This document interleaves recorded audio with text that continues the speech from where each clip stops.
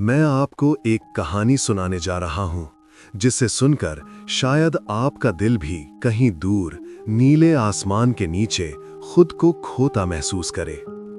ये कहानी है आरव और मीरा की, दो किशोरों की, जिनके सपने, दोस्ती और पहला प्यार किसी नाजुक पंख की तरह हल्का और बेहद खूबसूरत था।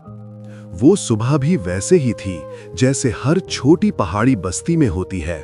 धूप धीरे धीरे घरों की छतों पर फैल रही थी और हवा में मिट्टी की खुशबू, नदी की ठंडी सरसराहट और दूर कहीं बच्चों की हंसी का संगीत घुला हुआ था। आरव स्कूल की ओर बढ़ रहा था, अपने हाथ में स्केचबुक दबाए और दिल में अनजानी बेचैनी लिए। हर कदम पर वो सोच रहा था, आज मैं कैसे अपनी बात कहूं?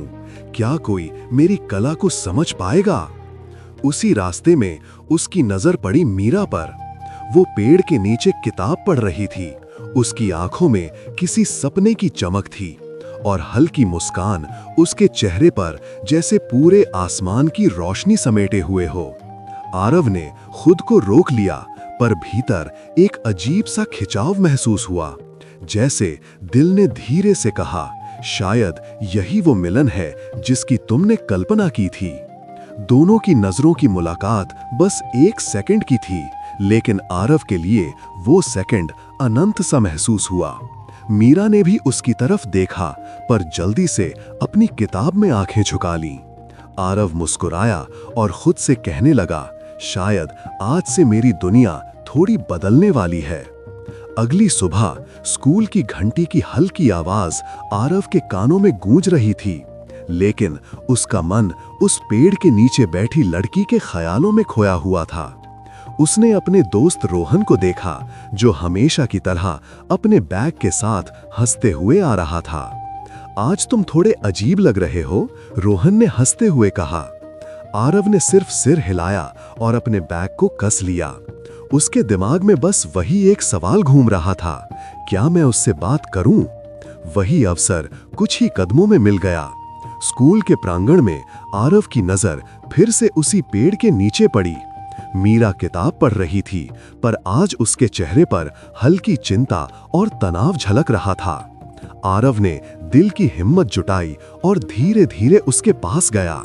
अरे, तुम्हारी किताब में क्या है? आरव ने धीरे पूछा। मीरा ने अपनी आंखें उठाईं और मुस्कुराई। बस कुछ कहानियां पढ़ रही हूं, तुम्हें पढ़ना पसंद है? आरव का दिल जोर से धड़कने लगा। हाँ, मैं भी कहानी लिखता हूं और कभी-कभी स्केच करता हूं। उसने अपनी स्केचबुक दिखाई।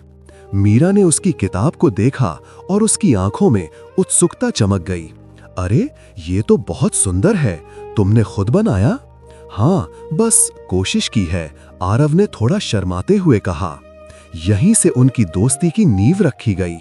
छोटी छोटी बातें किताबों और स्केच के बारे में, कभी हंसी, कभी चुप्पियां, जैसे दो अलग दुनिया के लोग अचानक एक ही राह पर चल पड़ते हैं। कुछ दिनों में आरव और मीरा रोज मिलते, बातें करते और अपने सपनों की दुनिया साझा करते।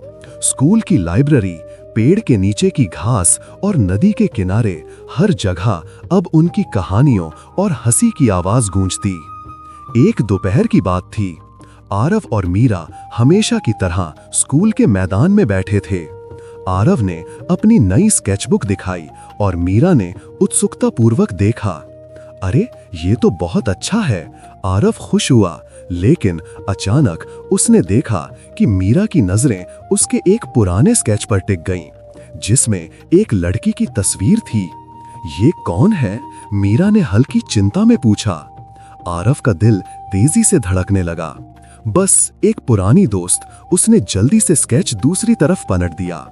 मीरा ने उसकी आंखों में संदेह और थोड़ी निराशा देखी। क्या मैं ऐसे देख नहीं सकती? आरव थोड़ा चिढ़ गया। नहीं, ये कोई खास बात नहीं है, बस। मीरा ने धीरे से कहा, मुझे लगता है तुम मुझसे कुछ छुपा रहे हो। थोड़ी देर की चुप्पी में दोनों की आंखें मिली। आरव ने समझा कि सच छुपाने से चीजें उलझ सकती हैं। उसने गहरी सांस ली और कहा, ठीक है, मैं दिखाता हूं। जब मीरा ने स्केच देखा तो वो मुस्कुराई। अरे ये तो सच में खूबसूरत है और मुझे पता है तुमने इसे बहुत मेहनत से बनाया है। वो पल उनके बीच की दूरी को पिघला गया। पहली बार दोनों ने महसूस किया कि सच्चाई और भरोसा दोस्ती और प्यार को और मजबूत बना सकते हैं। उस दिन के बाद आरव और मीरा की दोस्ती और गहरी हो गई। अब वो न केवल अपने सपनों और हंसी को साझा करते थे, बल्कि अपने डर और उलझनों को भी खुलकर बोलते थे। और इसी तरह नीला आकाश उनके ऊपर फैलता रहा, जैसे हर कठिनाई के बावजूद जीवन में प्यार और भरोसे की किरणें हमेशा चमकती रहें। अगर आप फेसबुक पर देख रहे हैं तो कृपया मुझे फॉलो करना ना भूलें ताकि आप अगला भाग देख सकें। अगर आप YouTube पर देख रहे हैं तो कृपया चैनल को सब्सक्राइब करना ना भूलें ताकि आप अगला भाग मिस ना करें।